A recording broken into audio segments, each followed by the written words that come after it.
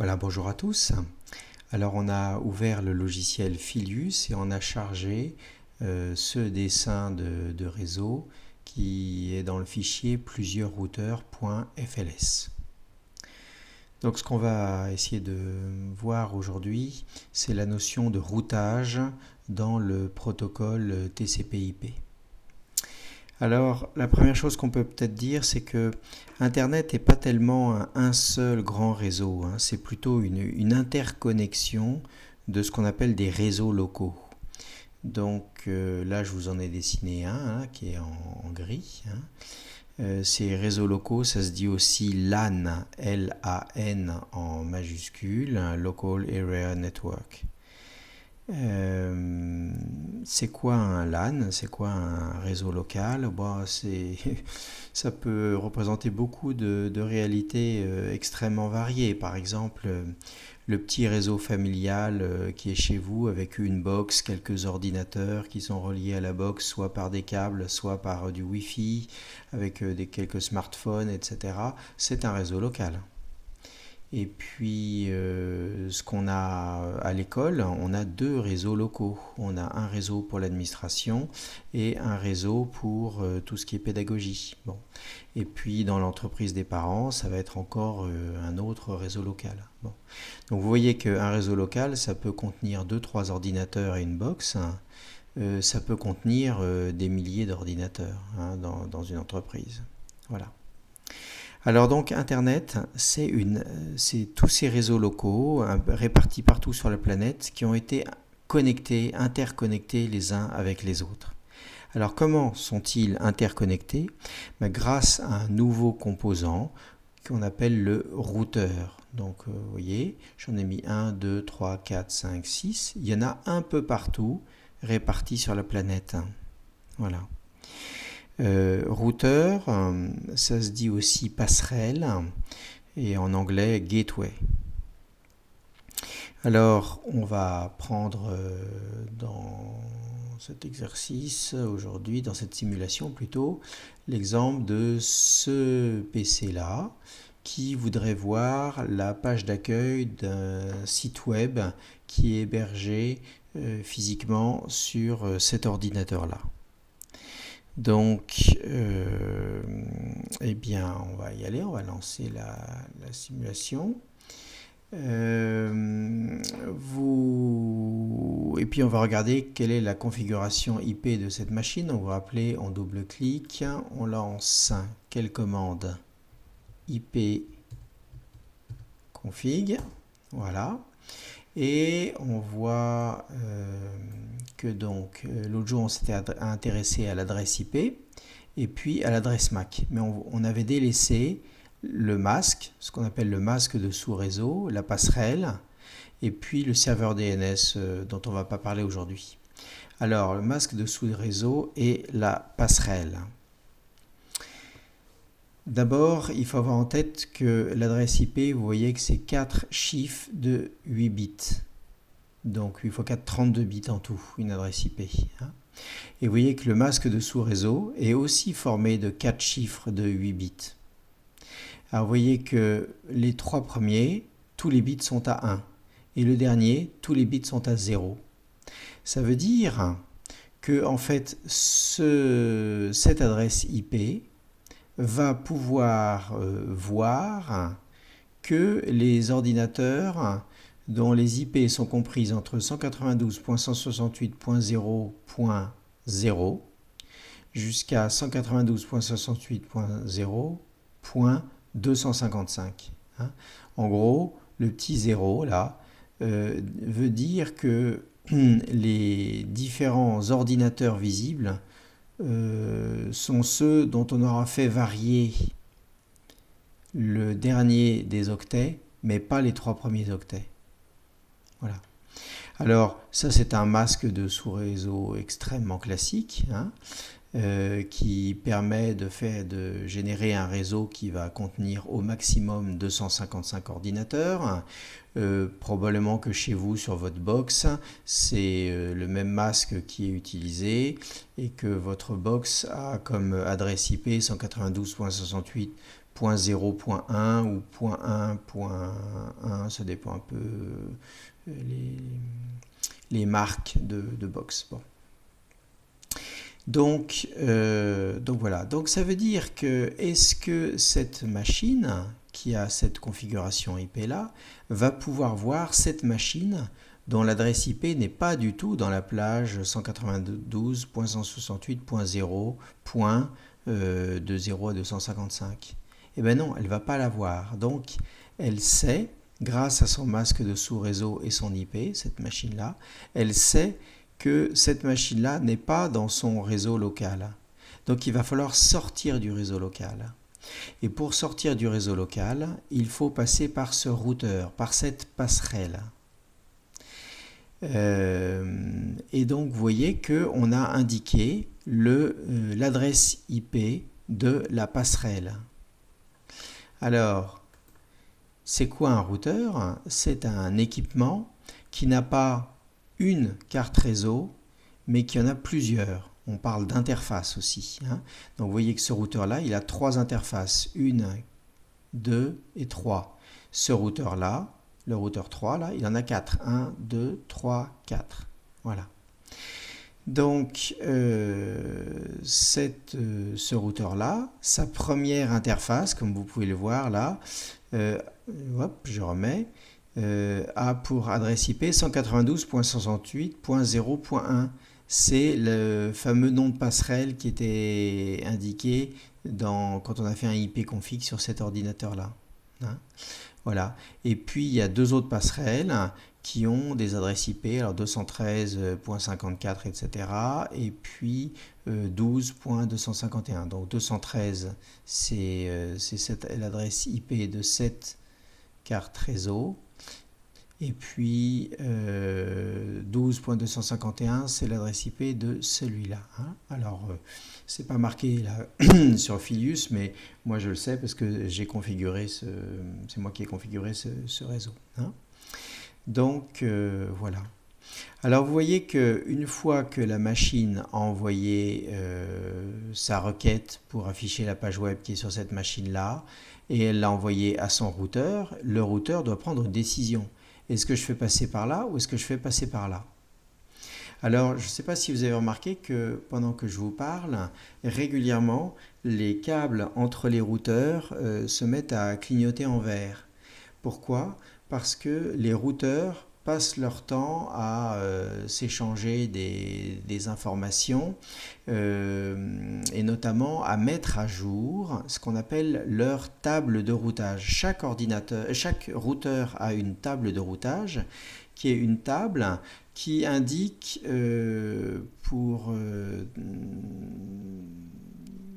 pour telle adresse, que pour joindre telle adresse IP, il faut passer par tel routeur. Par exemple, si je suis ce routeur-là, à une table de routage qui lui dit que toutes les adresses de temps à temps, on a intérêt il faut les envoyer les infos à ce routeur-là. Toutes les adresses de temps à temps, il faut plutôt les envoyer à ce routeur-là. Et toutes les autres, il faut plutôt l'envoyer à ce routeur-là. Voilà. Donc il y a des protocoles qui permettent aux routeurs de mettre à jour un peu en permanence leur table de routage. Voilà. Alors je vais maintenant lancer le navigateur qui est sur cette machine-là.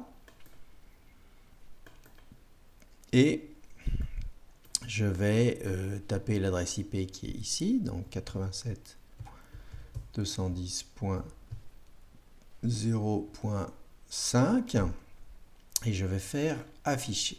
Et donc ça clignote de tous les côtés, on voit visiblement que ça passe par là. Ça n'a pas l'air de trop passer par les autres chemins possibles. Voilà, ça y est, il nous a affiché la page web. Vous voyez que cette page, elle contient un petit peu de texte, puis elle contient une image. Alors, on va aller regarder ici en faisant un clic droit sur mon ordinateur de départ pour afficher les échanges de données. Et on va regarder ce qui s'est passé. Alors tout ça, là, c'est le port 521. Là, on est dans les...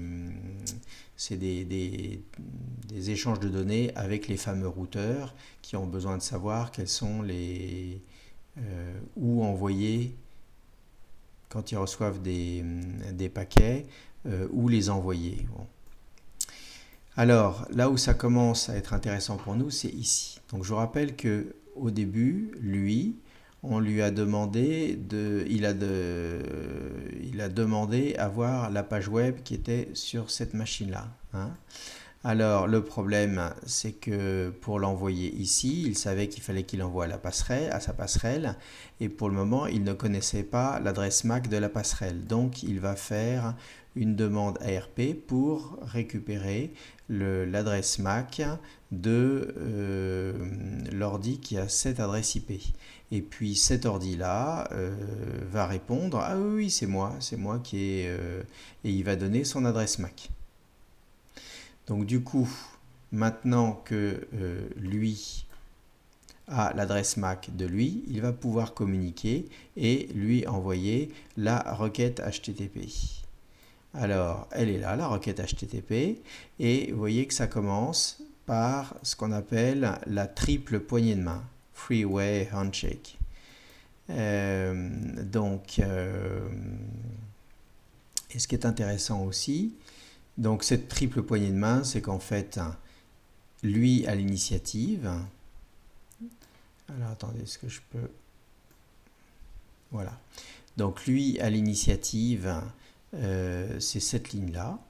Hein, et la demande qui est faite, s'appelle SYN, et il envoie un nombre aléatoire. D'accord. Lui va répondre en renvoyant le nombre aléatoire plus 1 et en envoyant un autre nombre aléatoire qui sera le sien. D'accord. Et il répond SYN ACK. Et puis lui, à la fin, répond ACK en renvoyant à lui le nombre aléatoire, son nombre aléatoire de lui, là, celui-là, plus 1. Voilà. Donc ça permet aux deux machines de savoir que la communication est établie et qu'elle fonctionne dans les deux sens. C'est ça qu'on appelle la triple poignée de main au début d'une requête HTTP. Et puis ensuite, ça y est, c'est parti pour la requête HTTP. Donc vous voyez que... Alors, attendez. Je vais diminuer un peu ma fenêtre pour qu'on la voit en entier. Voilà. Donc, vous voyez que ma requête HTTP, elle commence par get, HTTP, voilà, on indique le nom de l'hôte. Là, le nom du fichier, c'est juste slash, donc ça veut dire que ça va être la page d'accueil, le nom de fichier par défaut. Hein. Comme il y a en permanence de la communication, régulièrement, ça saute. Voilà, on revient dessus. Non, j'étais sur voilà, ici plutôt. Donc, c'est empaqueté par la couche transport qui précise que donc il va s'occuper de la gestion des numéros. Donc, vous voyez on était à 389 et on va à nouveau envoyer le même numéro. Et puis, qui dit que c'est le port 80, c'est empaqueté par Internet. On a les adresses IP. Et puis ensuite, les adresses MAC. C'est les adresses MAC de qui, ça? Hein? Eh bien, D5 A4, hein, ça va être l'adresse MAC de ce PC-là. Et DF2D, ça va être la fameuse adresse MAC qui a été retournée par la demande ARP, c'est-à-dire l'adresse MAC de la carte réseau, cette carte réseau du routeur. Voilà. Hein. Et puis ensuite, vous voyez qu'on va avoir la réponse qui va venir du serveur. 200, ok, pas de problème, je peux t'envoyer ce fichier. Et il va afficher tout le code source de la page web. Donc vous voyez, là on retrouve le code source de la page web qui est juste derrière la réponse 200, ok, tout va bien. Hein. Et puis, le navigateur web de cette machine-là va lire la page web et va voir qu'il y a un endroit où on appelle une image. Donc, il va faire une deuxième requête pour récupérer cette image. Donc, vous voyez, c'est des requêtes GET, hein, comme on avait vu l'autre jour, pour récupérer l'image. et cette image, il va la récupérer et vous voyez qu'elle va être envoyée en plusieurs paquets. Donc là, on voit très très bien une communication qui ne se fait pas en un seul paquet, mais en plusieurs paquets. Donc l'image, on a commencé à la demander ici, et donc il y a eu 1, 2, 3, 4, 5, 6. Voilà, hein, en 6 paquets, elle a été envoyée l'image. Bon. Évidemment, tout de suite, une image, c'est plus gros que le code source d'une page web, d'une petite page web comme celle qu'on avait. Et puis, à la fin, il y a à nouveau une espèce de poignée de main multiple pour se dire au revoir. Voilà. Et puis après, toutes ces lignes bleues, c'est simplement, on est encore dans les routeurs qui passent leur temps à requêter les machines pour savoir où est chaque machine. Donc, voilà comment s'est passée notre requête. Ce qui sera intéressant, par exemple, c'est de regarder du côté de routeur 1, alors les échanges avec cette interface-là, c'est-à-dire c'est la carte réseau qui est ici, vers mon réseau local. Donc, on va tout à fait retrouver ma triple poignée de main et puis les mêmes infos que tout à l'heure, d'accord. Si je regarde maintenant au niveau du routeur 2, visiblement ah oui, pardon, je peux regarder l'autre interface, celle qui va vers le routeur 2. Donc là, je suis sur le routeur 1 et je regarde les échanges vers l'interface qui va vers le routeur 2. Donc on voit encore, pardon, je vais trouver, voilà, la triple poignée de main. Hein. Et ce qu'on voit par exemple, si je me mets ici, tiens, très bien, zut. Donc si je me mets au niveau du get, quelles sont les adresses MAC qui sont utilisées, hein? Eh bien 7A, C1, etc., c'est l'adresse MAC de 7, donc l'adresse MAC qui était indiquée source, c'était l'adresse MAC de cette interface-là, et l'adresse MAC indiquée destination, c'était l'adresse MAC de cette interface-là. Donc ça veut dire que le routeur, en fait, quand il récupère les paquets venant de cette machine, il décapsule les adresses MAC et il les remplace par une nouvelle adresse MAC qui est celle de cette interface-là, et comme destination, il met l'adresse MAC de cette interface-là. Voilà. Donc chaque routeur va à son tour décapsuler, changer les adresses MAC et puis diriger vers le routeur suivant. Alors ce qui est intéressant maintenant, c'est que vous avez vu que visiblement les paquets passaient tous par là.